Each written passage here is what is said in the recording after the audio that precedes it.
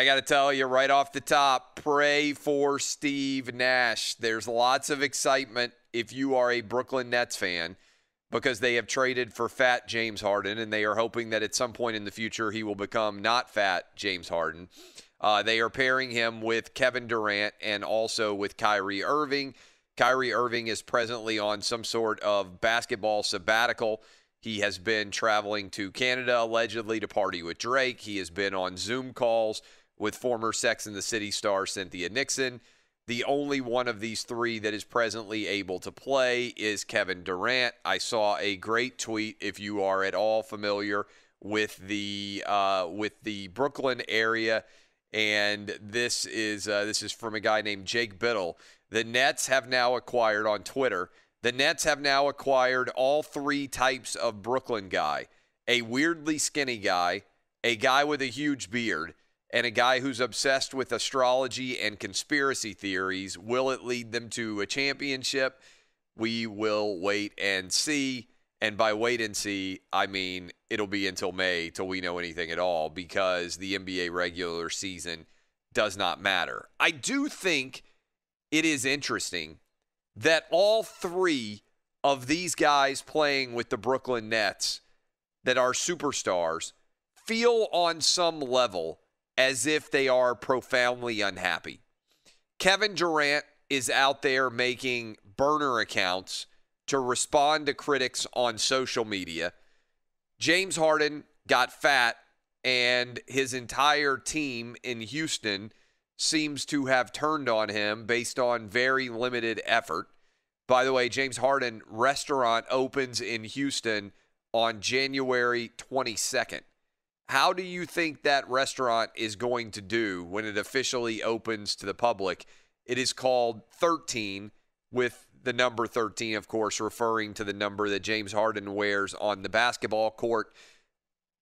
As if he were not already opening a restaurant in the middle of a pandemic when the number of people that can be there are restricted, it would seem that an athlete who has left the city would be unlikely to do well opening a restaurant named after himself when you have forced everyone on the team in the executive ranks to trade you. In the process also, so that's two unhappy guys.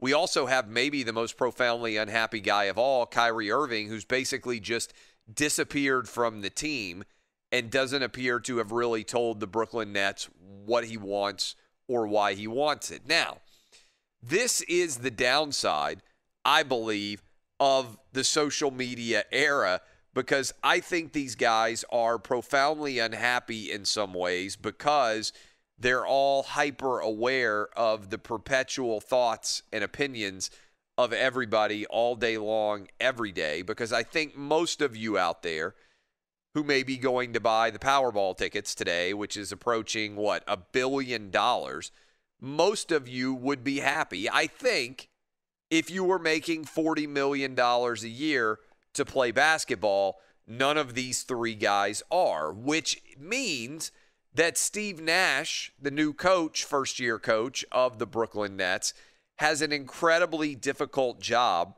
in trying to get all three of these guys to play well together and eventually pull in a common direction. I don't believe he's going to be particularly successful, but maybe as we get closer to the postseason, these guys will dial in a bit more. The larger issue, I would say, is that part of this big three, these are three guys that are used to having the basketball in their hands a lot of times during crunch time. And I got to believe that on some level, Kevin Durant is sitting back and recognizing how good of a job Steve Kerr did managing all the egos and all of the expectations with the Golden State Warriors when he was there with Draymond Green, Klay Thompson, and Steph Curry. And maybe, in a large degree, that is what the Brooklyn Nets are thinking they are getting in Steve Nash, is another former guard in this league who was able to work well with big-time superstars. Steve Kerr, obviously, as a shooting guard primarily, but Steve Nash as a point guard with big-time superstars on the court when they were, even if Steve Nash was a two-time MVP, I think it's fair to say Steve Nash never really carried himself as a big-time superstar. He was always the scrappy Canadian point guard from Santa Clara University who was hoping to prove that he belonged in a big way in the NBA. So that is where we are. We'll tune back in around April to see how this experiment is going. The Brooklyn Nets are now favored to win the NBA's Eastern Conference. They are the second biggest favorite behind the Lakers to win the NBA. So if you were taking the odds makers at their projections, we would be looking at the Lakers versus Brooklyn for the NBA championship when we get to June. Your reaction, Danny G, to James Harden to the Nets, is this good or bad for the NBA as a whole? I'm not sure. I'm not a huge fan of how he forced his way out of Houston. And I think a meme that was circulating yesterday afternoon says it best. It has 3 boxes, one big one and 2 smaller ones. The big one is KD. Then there's an empty square, and then there's a square of a big fat dude wearing a Brooklyn uniform, and at the top it says the Brooklyn Big Three. Yeah. So Kyrie is the X factor, and maybe the earth really is flat because he's fallen off of it. I just don't understand how Kyrie is going to be good for any squad that has championship aspirations. I mean, it was just how long ago when it was KD saying everything around LeBron is toxic, remember? Yes. No, LeBron has been he's been getting along very well with his teammates. They're having fun here in Los Angeles. The guy who's toxic is his teammate, Kyrie, obviously. So, I would like to see that NBA Finals. That would be a great matchup, obviously. But is Kyrie going to even be in the mix? Is he even going to come back? And when he does, is he going to screw all this up? Here's a question for you. This is one of the challenges that the NBA has in general in connecting with your average American sports fan. In the middle of a pandemic, when the unemployment rate has gotten higher, mercifully it's coming back down now, but the number of people filing for unemployment has never been higher in any of our lives. Kyrie Irving just walks away from his job paying him $40 million a year without explaining why he is leaving. How many people in America can just walk away from their job without giving any reason to their bosses, their superiors, about why they are leaving, and continue to make their full salary with what appears to be no consequences? See, back in the day, and this is going to sound a little bit like I'm an old guy, but I do think that it is emblematic of larger issues. Kyrie Irving, to me, is the guy who was born on third base and thinks he hit a triple. The reason why Kyrie Irving makes the money that he does is because of Magic Johnson, Larry Bird, and Michael Jordan, and Shaquille O'Neal, and Charles Barkley, all the people who spent decades of sweat equity to build the NBA to the point where the players make the money that they do now. Kyrie Irving did not create a massive NBA fan base. He did not in any way, arguably, grow the league at all. Entities like the NBA are public trusts. You have to keep putting in order for the people after you to continue to collect. I think that the NBA all too often has become defined by guys like Kyrie Irving who don't particularly care very much, who don't want to work very hard, and who can do that without any consequences for their behavior. What they don't understand is that they are now withdrawing on the overall league equity that people who worked way harder than them spent decades building. And I believe over the last couple of years, the NBA has lost huge amounts of equity that was built up by Magic Johnson, Larry Bird, Michael Jordan, Shaquille O'Neal, Charles Barkley, those guys in the 80s, the 90s, and the early 2000s. And I'm reading from a friend of mine who is a public figure that many of you would know, and he tweeted me last night while I was sleeping.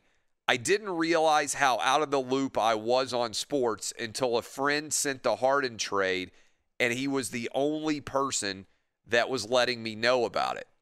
I think a lot of people feel that way. They really have destroyed so much of the social fabric.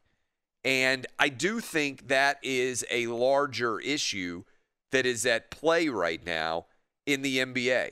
You have an opinion, at least, Danny G, about how this is going to work out. I still have an opinion because I still watch the NBA playoffs pretty aggressively. I think there's a massive number of people listening to us right now that are like, yeah, I just don't care. They just put together James Harden, Kevin Durant, and Kyrie Irving, and I think the majority of our listening audience doesn't care at all. And it's interesting because in life, the worst thing that can happen to you is indifference. Love or hate, like everybody had a strong opinion back in the day just about when Kevin Durant decided to go play with the Warriors. Think about it. You may remember where you were. I believe it was on July 4th when he announced that he was going to the Warriors. Everybody. It was a take quake. It was a take factory. Everybody reacted instantaneously to Kevin Durant deciding to bail on the Oklahoma City Thunder and going to join the Golden State Warriors. Everybody had an opinion. I don't think anywhere near as many people have an opinion about the new Big Three being created in Brooklyn. And I think that's a testament to the destruction of interest because, and I say this, a lot of times with coaching searches too. I'll give you an example in football right now. I think a lot of University of Tennessee fans are indifferent about the fate of Jeremy Pruitt going forward because they've been through, had their equity dragged through the mud over the last 15 or 20 years by and large, and they just don't have that same burning passion that they used to. Hate is the flip side of love. If somebody hates you, they care desperately, just like if someone loves you. Indifference is the enemy if you are in the world of entertainment, which is what the NBA is. A lot of you being like, yeah, don't care. That's the worst thing that can happen to the NBA anytime something like the James Harden trade happens. If people started saying about my radio show, what do you think about Clay Travis and OutKick? A lot of people love him. Take a bullet for that guy. A lot of people hate him. I'd shoot that guy, metaphorically, hopefully, not literally. The enemy to me is not love or hate because those people listen and they pay attention. The enemy is indifference.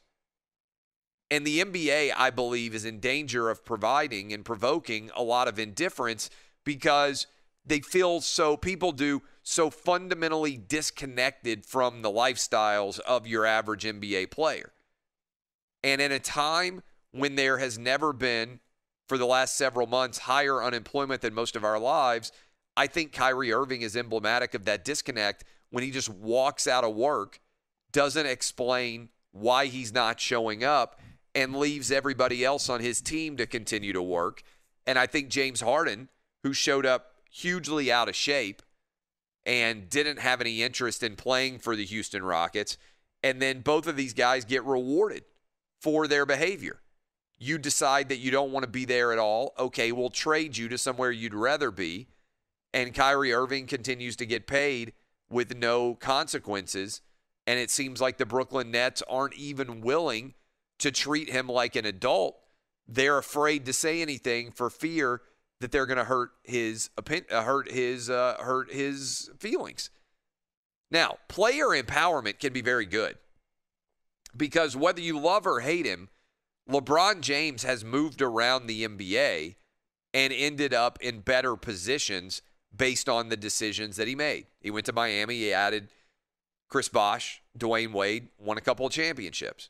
Went back to Cleveland, won a championship there. Went to L.A., and has won a championship there and put together teams that are capable of winning championships around him. Now, you can say you would have preferred that he stay one place his entire career like Michael Jordan, but at least his movements have created opportunities for championships in 3 different cities. There does appear to be a method to his vagabond nature. It's predicated on trying to win championships, and I don't know that the James Hardens and the Kyrie Irvings of the world are making sense with their moves. Does that connect with you, Dub, what I'm saying? Like, I don't believe there's a single person, hardly, in the world right now who can do what Kyrie Irving is doing, and I think that makes it harder for the average fan to connect, and worse than that, I think it makes it harder for the average fan to care. Yeah, you're totally right. I mean, 2 of the 3 guys in the story, James Harden and Kyrie Irving, they don't care. I mean, you mentioned James Harden. He showed up probably 20 or 30 pounds overweight to begin the season. He doesn't like the moves that he basically made for the Houston Rockets, so he says, I want out. He gets his wish. Kyrie Irving thinks he's some sort of like philosopher shaman, with the it is sage. Kind of crazy. I mean, he thinks he's like he's such a genius, and then he's like, oh, I'm just not going to play. People are like, dude, what are you doing? And you mentioned it, especially, at this moment in time, it just doesn't connect with anybody at all in the entire country. And I think you're right. I remember thinking back to when Kevin Durant decided to go to the Warriors. I mean, that was a huge, huge deal. No one cares at all about this. Right? I mean, I don't feel like when you remember the Kevin Durant move, I bet a lot of you recollect it was July 4th, so it was already kind of a unique day on the calendar. But I bet a lot of you recollect looking down at your phones, hearing from a buddy, seeing the news alert, getting the notification. I am maybe turning on the radio and hearing us talking about it on Fox Sports Radio and having an immediate visceral reaction and opinion. I think a lot of people, my initial reaction when I saw Harden go into Brooklyn was just, man, Steve Nash has got his work cut out for him in terms of the management difficulty of these 3 different dudes that I don't suspect are going to end up liking each other very much at all. And it just, to me, is emblematic of that larger NBA culture. I mean, the Kyrie Irving thing, Eddie, you've done updates for a long time. Can you remember a player just walking out on his team and nobody knows why he left or where he's going? I mean, it's one thing every now and then we have enigmatic solo acts. And what I mean by that is a boxer, someone who is not a part necessarily of a larger team and can be difficult to try to corral. A UFC fighter, they're out on their own and they kind of spin a little bit out of control. But I don't really remember. I mean, I guess you could go back to the 90s when Dennis Rodman took a vacation from the Chicago Bulls. But Rodman was a wildly successful player, and he just went out to party, right? I mean, it was like he just wanted to party. I don't even know what Kyrie Irving's motivations are to suddenly decide that he doesn't want to be with the Nets. Well, he's certainly a different guy. It certainly seems. I don't. He's getting weirder as his career goes on. Is he single with no kids? I'd have to look that up. I know, but just him coming out and not wanting to talk to the media and talking about how he's an artist. And, walking around with the sage in Boston, it's super weird. Right? he did have he thought the earth was flat, apparently. We well remember, yes. Yeah, he's definitely an interesting guy, to say the least. Yeah, I just think the reason why I asked if he was single with no kids is, like, what is Kyrie Irving's home life like? When, because if you're living in some huge mansion by yourself and there's nobody really around you other than maybe some sycophants who are selling the idea that you are brilliant. I mean, it's not like Kyrie Irving is going to be founding Tesla if he's not playing basketball. Like, I don't understand what Kyrie Irving thinks that Kyrie Irving would be doing if he weren't playing basketball. More power to him if he wants to go do it. but it doesn't seem to me like he's got such a unique interest that he would be focused on that if it weren't basketball. Does that make sense? Like Elon Musk is an eccentric billionaire genius, the founder of Tesla.